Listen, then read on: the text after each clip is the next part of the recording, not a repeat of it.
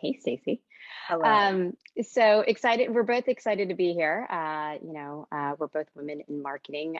Like Maddie said, I am Crystal Park. I'm the vice president of industry marketing at SXM Media. We were previously known as Pandora Media, and recently rebranded to really bring together the best of culture driving content across satellite, streaming, and podcast. And this morning or this afternoon, we've heard some great conversations from some leaders in both creative, analytics, and insights. And I have the great pleasure of having Stacie Medley here. She is the director of US Media at Kimberly-Clark, a role she's been in for a hot, 3 months? 3 months. I had 3 months like 2 days ago. Yeah, which could some days feel like 3 years or 3 days, after spending 20 years on the agency side. So she is a true expert in her field. She's a leader, and what I find fascinating, a mom of three boys.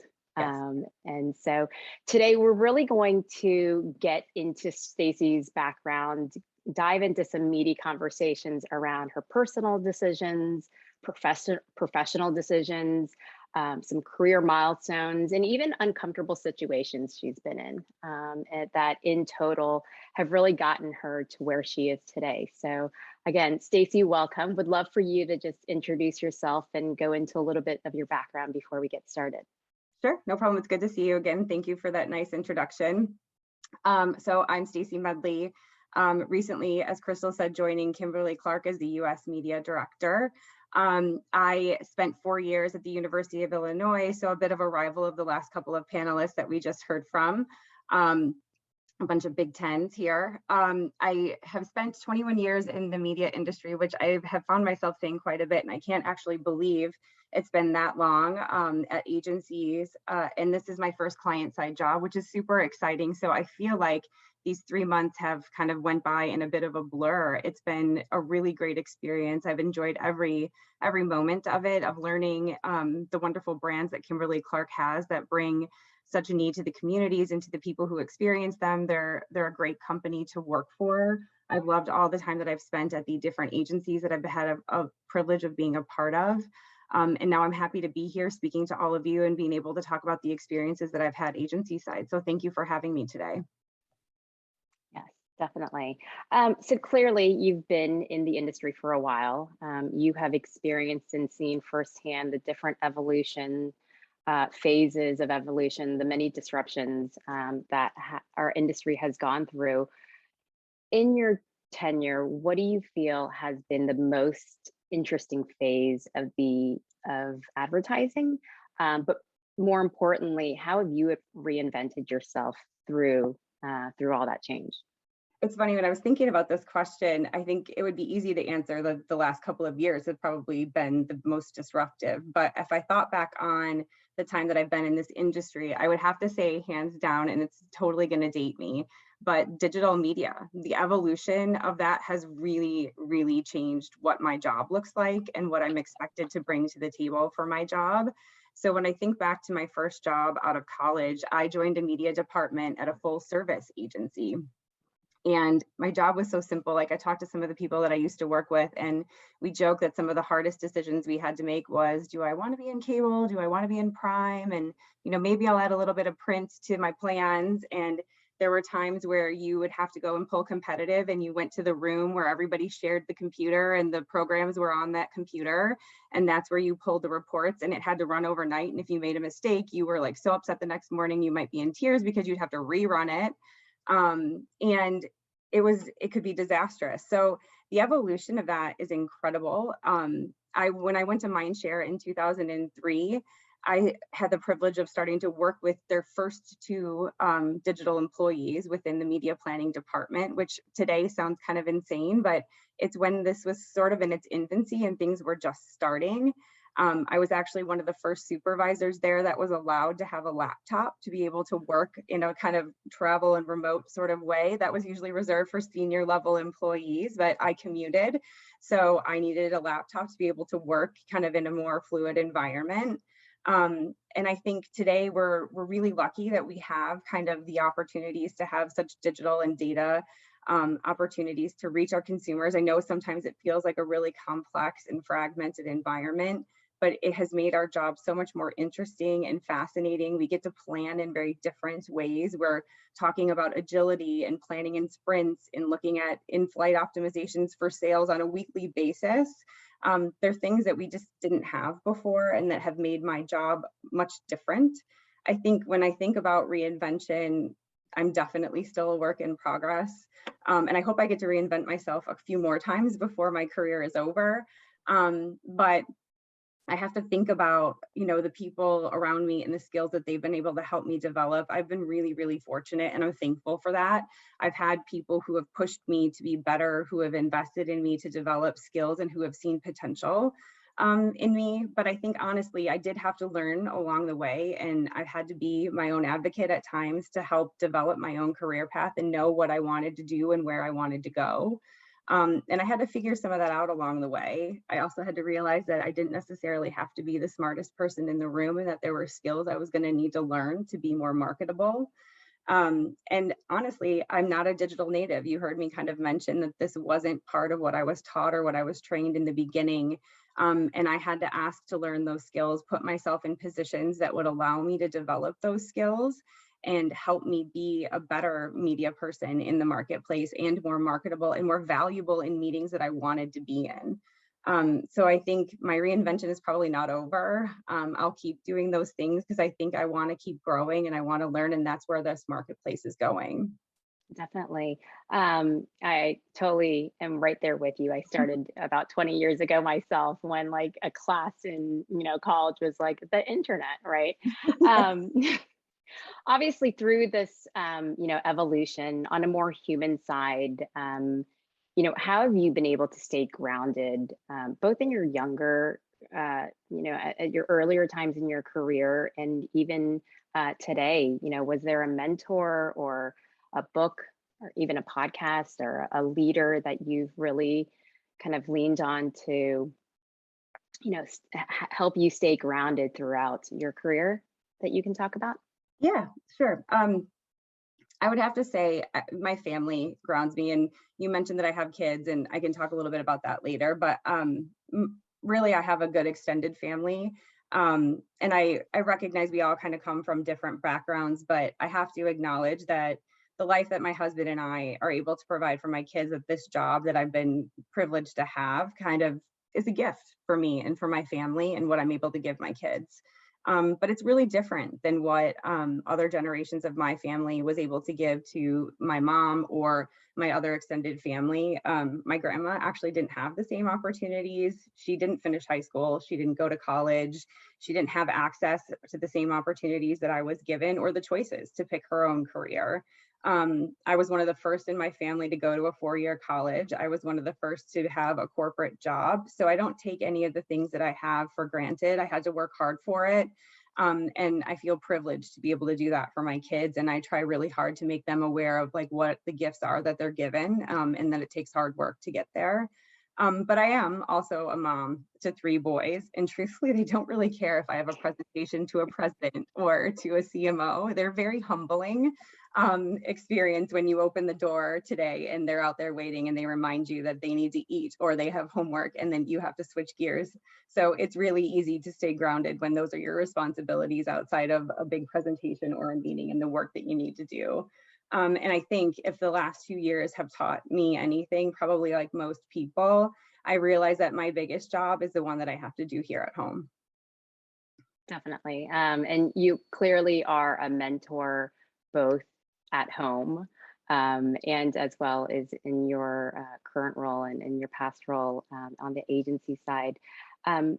Just quickly,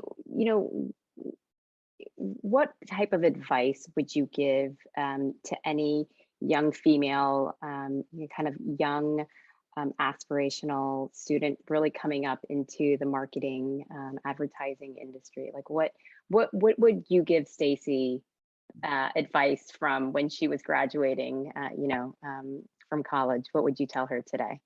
So this is super easy for me to say because I think with experience definitely comes perspective. So 21 years in, I think this is so much easier to say, but it is a marathon, not a race. I think you have to take the time to find experiences that matter to you. You have to work for people and at places and for companies that share your values. It probably resonates a lot more with people who are listening after the last couple of years than maybe it ever really has. That you should work for places and people and companies sharing the values, the culture, and people around you matter. It really, really does. It doesn't mean that you don't have to put in the hard work or do the job that you're hired to do, but it does matter if you find people and places that will value the contributions you're going to make to that company. And I would also say this, I think I've learned that I've only been at like 3 or 4 places, I think, in my entire career, which is somewhat of an anomaly, but it is a small industry. This can help you. I think the woman on the previous panel was saying she didn't realize how powerful or impactful her network could be. So this can absolutely help you, or it can hurt you depending on the path that you choose to take within this industry. So I think knowing and remembering that when you start your career and your journey. That's amazing. And speaking of shared values, we've been talking about how you have recently made the switch from the agency side to the client side.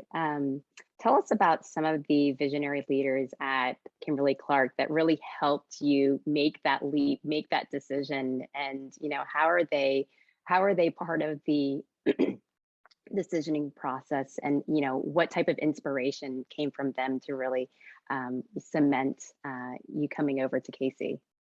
I don't know that there's like a single thing that sold me on coming to Kimberly-Clark. There were so many positive experiences along the way. I think many of you have probably seen, Allison Lewis speak on panels or Zena Arnold speak on panels. Rebecca Dunphy is my direct boss, and she runs a really big chunk of the business. There are so many inspirational leaders. There were so many people as I was interviewing for the process who blew me away with their knowledge and their care, and why they were brought to that company. It was about the work, but it was also about why they wanted to be at Kimberly-Clark, and it was about how they wanted better care for a better world, and their real belief in what they did mattered to people, that they were bringing products to the world that made a difference, and that it's about business performance, obviously, but there was purpose behind what they were doing. And I think they do have a vision for the company and what they want to do and how they want to grow. From a media perspective, I think they're doing some really interesting things.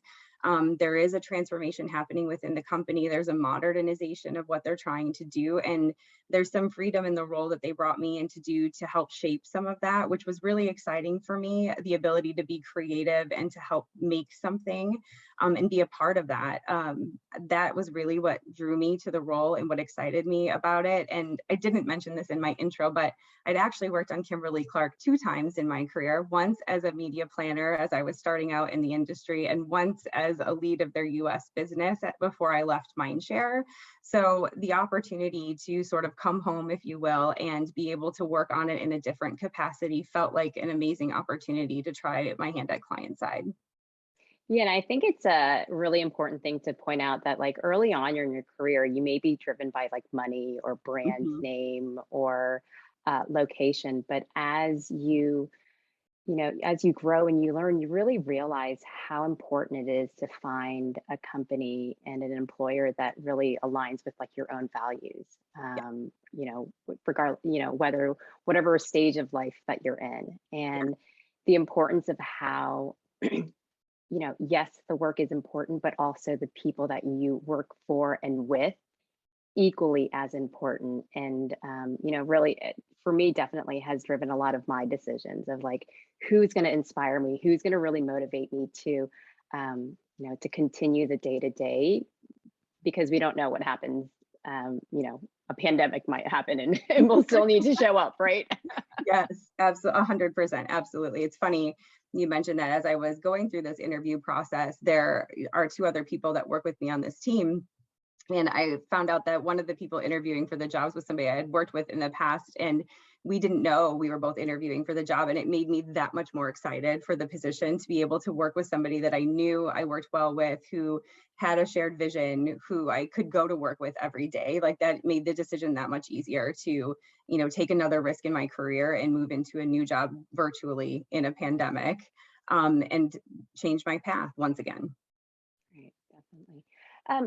Talk to us a little bit about your, a pivotal moment or like a career proud moment that you've had, at any of your past companies, or even, an early career moment that you're proud of at Kimberly-Clark. So honestly, it'll sound a little odd, but my proudest moment was probably in my last week when I was at Publicis. I had just resigned and had accepted my position at Kimberly-Clark, which I was super excited about. So there was a lot of potential and possibility in what I could do, and I was so excited about that. And then leaving Publicis, I was proud of the work that I had done there. I was really proud of the relationships that I was able to build over the 4 years that I was there. The team that I was leading had gone through a really immense transformation of the people, the process that we were working through, and the tools that we were using on that business. And during that time, we had set as a team a bunch of really ambitious goals for ourselves, and looking back and kind of reflecting backwards and looking forwards. The team was winning awards, they were delivering quality work to the clients, and they were building a really good inclusive team culture that was being driven by some of the more junior employees at the company taking the initiative to drive something different. And during that last week, as I looked back, I did get a number of notes and phone calls from people on the team that weren't just about the work. They were really very personal notes that I was actually really caught off guard by, and I hadn't realized the impact that I had made. And I kept all of them. And I kept them because I wanted it to remind me of the progress that I had made from the first day there to the last day. Because I did make mistakes when I started there, and I did have a lot of growing to do when I had started. And I want a reminder of what I learned and how far I had come. That's amazing. And I love, I love how just hearing about how you left on a high note, right?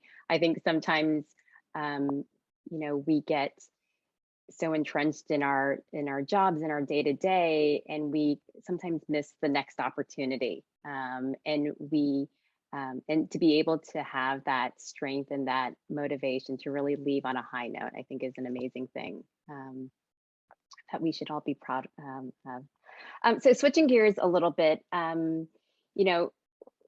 you're obviously a mom of 3 boys. I wholeheartedly believe that working moms are a very resilient group. The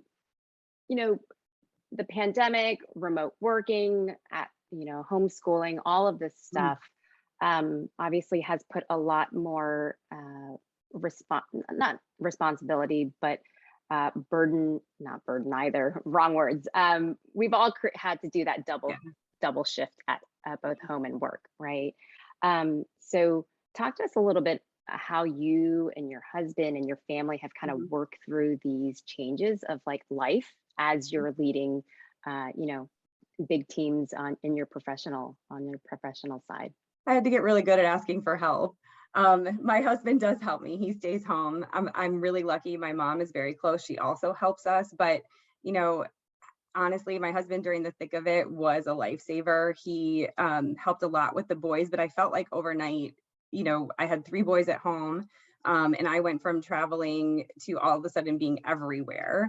And really, I don't know that it was a double shift. I think I just had to learn to integrate everything, probably much like everybody else did. And some days were better than others, to be honest. When we talked about this initially, like there were days where I would have like one boy underneath the desk, like doing his homeschooling. There would sometimes be one appearing in my conference calls in like full costume, because for some reason during the pandemic, he would like to dress up when it wasn't Halloween, and he would just appear on my calls. My oldest would hop in and give me kisses and hugs in the middle of a presentation. He just didn't really care if I was like presenting. There was one time when my youngest came in and said, "Can you pause your call so I can talk to you about something?" like right in the middle of a presentation. And so there weren't really any boundaries, and I just had to kind of go with the flow. And I think there are a lot of really embarrassing, humbling moments. My office/bedroom, which now became my workspace, has a bathroom right next to it. And there were times they would fly behind me run into the bathroom, leave the door open, and everybody on the call could hear what they were doing in the bathroom, and I couldn't get to mute fast enough for people not to hear it. So I definitely had to learn to like bring my whole self to work. But, on the flip side of all that crazy, which I think I got to look into, my team's life too. It wasn't just me. My boys know how important, work is to me. And so while it had to come into the home, they know, and we talk about my goals and we talk about their goals. And I'm honest with them about what I love about work and, maybe what I don't love about work. And it makes it relatable to kind of what they're going through at school and with like their sports and their teamwork. And, we try to make it a thing that we can talk and bond over. And I think it's important that they know that I'm following my dreams and why I want to be in this career. It's what I've always wanted to do. And these are brands and things that I've always wanted to work on and that I've grown up with. And I really, really want them to have a strong female role model in their life, not just, one, but hopefully many. And I hope that they see me as one and that I'm setting a good example for them and that they take that as they grow up. No, absolutely. I mean, you mentioned the decision, the family decision for your husband to stay home. I think Mhm. that's a very common theme that I hear about with many families these Yeah. days. Whether that was brought on by the pandemic or just even a conversation that's been ongoing, and there was just not a better moment to, to really transition into that.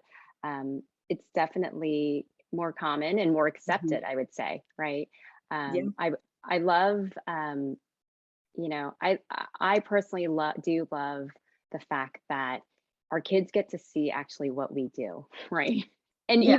or even our parents, maybe, right? When you Yeah. can't explain what you do to your parents, but you're like in their house for 3 months, and they're like, "Oh, so you actually do have, real conversations." I think that's been kind of like really special throughout this I do too. time. I do too. That we wouldn't have exposure or have the opportunity to bring about, um, in years past. So, okay, talk to us a little bit about Stacie's work-life balance plan. What do you do? Whether it's a ritual, a regimen in the morning. How do you really handle the full plate that you have, both at home and at work?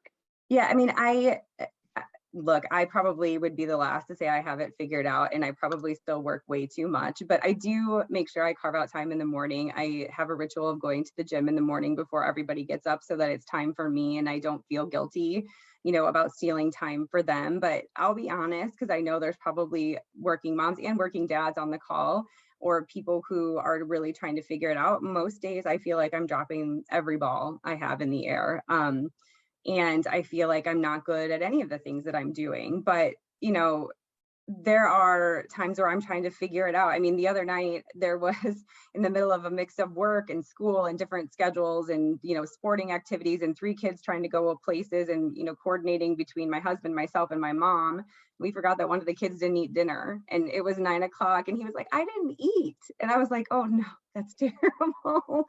So we had a bowl of ice cream, at 9 o'clock. Like we have to start to give ourselves some breaks and some grace and forgiveness. And we've started to just try to laugh at the things that we, flub and make a mistake on. And the kids, have started to think it's kind of funny, the craziness that happens in our house. And I think what I do try to do though is make sure that I'm not missing the things that really matter to them. The day-to-day things, you just have to let those things slide. But there are moments where they'll know if I miss it. And I try really hard to prioritize those things. And there have been times where, when we were traveling, I would rearrange flights just so that I could make 10 minutes of an activity so that they knew I was there, that they mattered. I've taken calls from the hallway outside of a basketball game so that I'm there for most of it and I just have to step away. And really, when I find myself agonizing over certain decisions that I make, I have to take a second to say, am I going to regret not being at something, whether that's actually the business meeting or whether that's the event for one of my kids or something that's important to my husband? It's really given me some perspective to say, like, I may not always have to be the one to be there, and I might have to take a step back and let somebody else have a moment to shine, whether that's at work and giving the team space to do the work that they need to do and have their moments to be the ones to be in the spotlight. If I'm not there, then they can have that time to shine and it gives them space. Or if it's at home, and I can't be there, then it gives my husband the time and the space to be the one that the kids see as important in that moment. And they can rely on him, and he can be kind of the hero for that day, and then I can be away. So I think I have to see the positive on both sides, and I think that it's kind of wins in both situations. Right, definitely. I don't know if you've had a chance to do this in your kids in your son's school or not, but highly recommend being the lunch lady Oh, and volunteering. It's a very fun and interesting conversations that happen during lunch. Um, Obviously, like you mentioned, there's been some times where you've had to make some tough decisions and calls between work and home. yep. Um, can you, are you open to sharing some more around kind of, what you've experienced at home and whether it be with your family, with yourself, and maybe how that's changed your thinking as a leader, at Kimberly-Clark? Yeah, I mean, I think, when we talk about like the remote work situation and how you support teams and how we kind of get through, the next, few months as we go, either maybe transitioning back into office and continue to support hybrid. I think early on, there were some things that I worked through with my team to adapt quickly. I mean, it happened overnight and we moved to the remote model pretty quickly, but I think there was still a lot to learn. My family and I were sick very early in the pandemic. I think it was November of 2020. And so it was a weird time because not a lot of people were really talking about it. Our youngest actually got it first. And I remember going and taking him in and not being sure what was going on. They diagnosed him, said, good luck, sent us home and said he might get worse. If he does, go to the hospital, and ushered us out the back door. And we left and sat around waiting for the rest of us to get sick, waiting to see what was going to happen to him. And it was scary, and I was still working. And I didn't say anything because nobody was really saying much if they were sick. And I wasn't sick right away. It was a couple days later when I started to get sick, and I tried to kind of work through it. And I made it all the way up until right before Thanksgiving and told maybe one or two people, and finally had to say, I'm done. I've got to rest. I don't really feel well. And it was afterwards that I realized I didn't set the right example as a leader to a team. I had a big team and they saw me working. They knew I wasn't feeling great, but they didn't know exactly what was going on. And when we got back from Thanksgiving and I was a little bit better, I had a team town hall and I brought everybody together and I talked about what had been going on with me pretty openly and pretty candidly, and told the story to the entire team. I mean, I think it was over 100 people on the call. And I openly expressed that I did not want them to handle it the same way. I gave them permission to take the time that they needed for themselves and for their family. And I afterwards got a flood of things saying, oh my God, I was going through the same thing. I think it made me realize that we need to give people empathy, give people space, open the lines of communication, and know that, as much as we need to go back to some sort of standardization and way of working together, there does have to be an understanding that we don't know what's happening with people. So many people had a different experience over the last 2 years. That if we give some empathy, some communication and flexibility to people, then you can be a better leader and you become a manager that people want to work for. Yeah, I'm sure the past two years has, that empathy muscle that you've been training on at the gym has, kicked into overdrive. I'm sure as a leader, to be that vulnerable with your team and to be that open so early on was, a humbling but also like a freeing sense of experience that you experienced. I think there's a couple of reasons I think I'm grateful for that. One related to the COVID situation. I mentioned that my youngest was the one that kind of thinks he brought that home. Who knows? I mean, we don't know exactly, but he was the first one to be sick. And, a couple of weeks afterwards, when we were all feeling better, he sat down next to me and gave me kind of a hug. And he said, I feel really awful. I was the one that got all of you guys sick and you were so sick. And I didn't really realize like the residual impact that something like that would have. And they were all talking about it at school and they were learning how to like keep everybody safe. But the implication that you don't really talk about is then when you get sick or you think you've got somebody else sick, what that impact is on the person who feels like they got somebody else sick.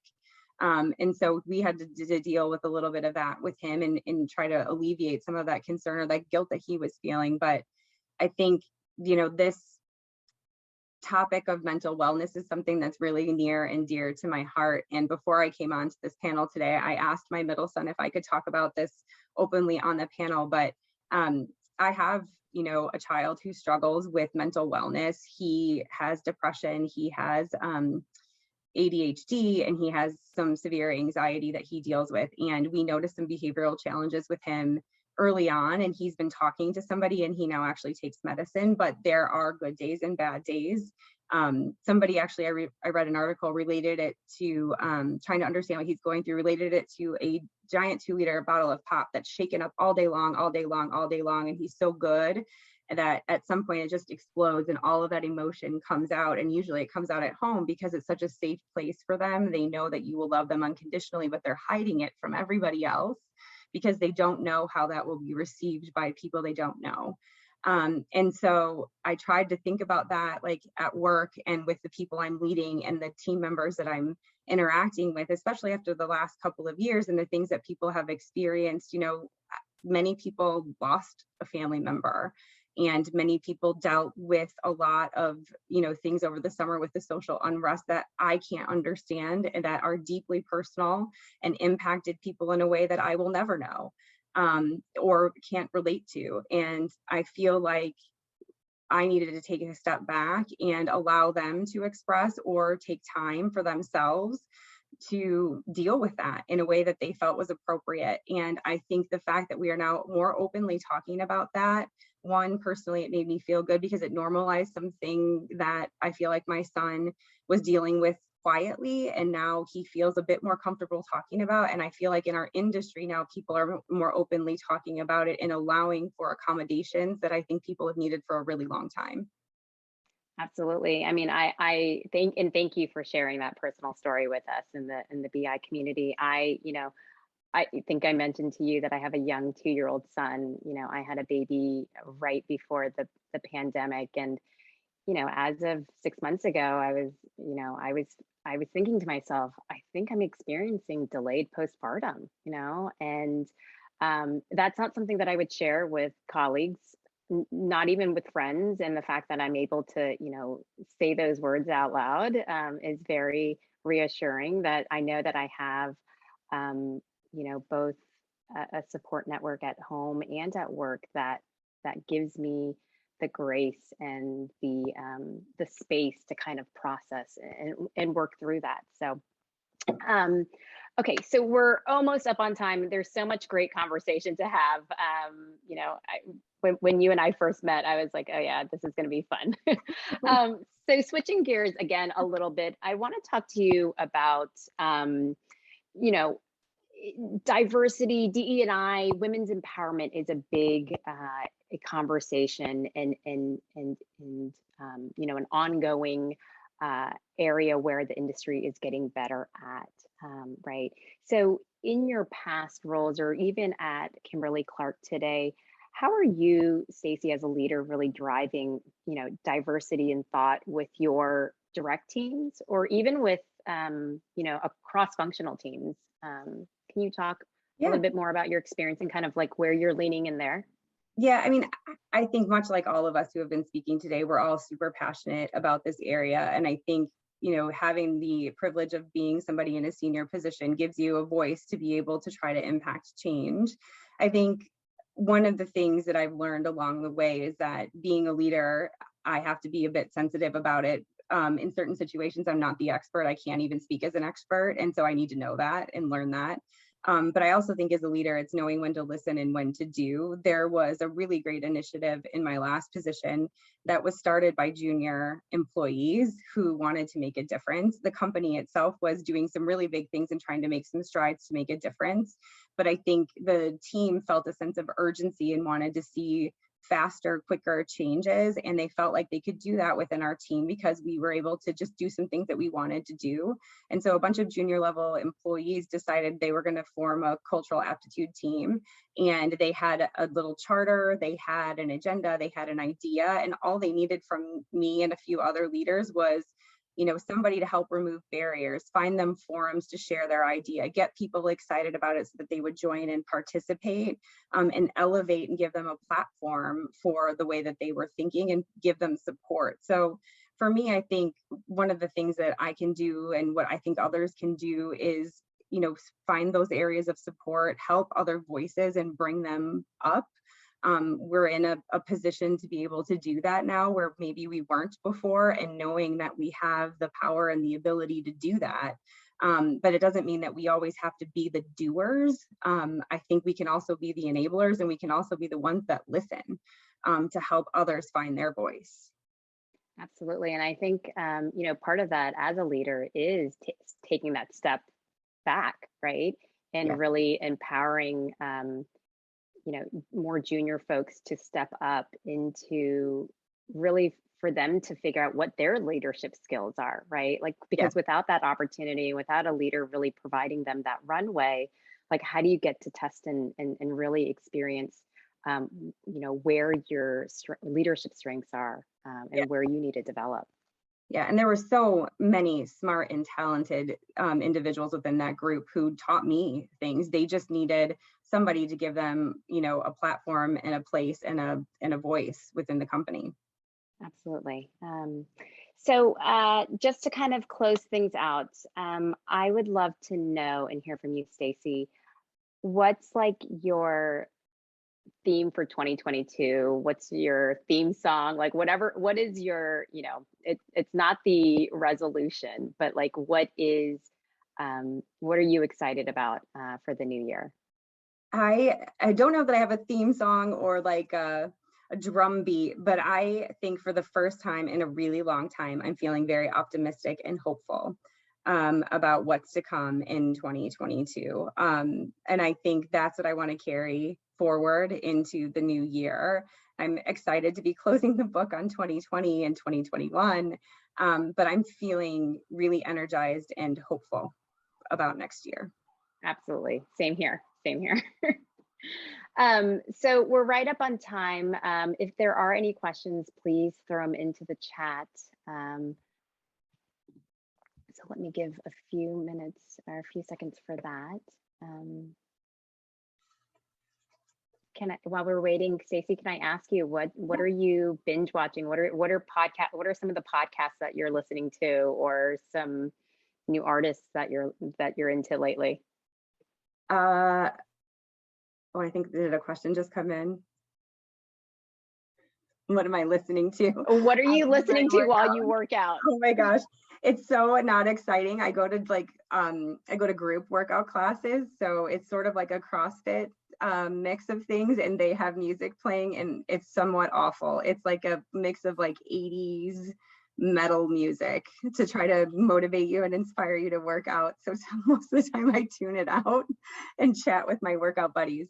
But I think if I'm binging anything, so I binged Yellowstone over the break, and now I'm so disappointed that I have to watch it in real time. I'm getting really frustrated because I have to watch it episode to episode every week. That's amazing.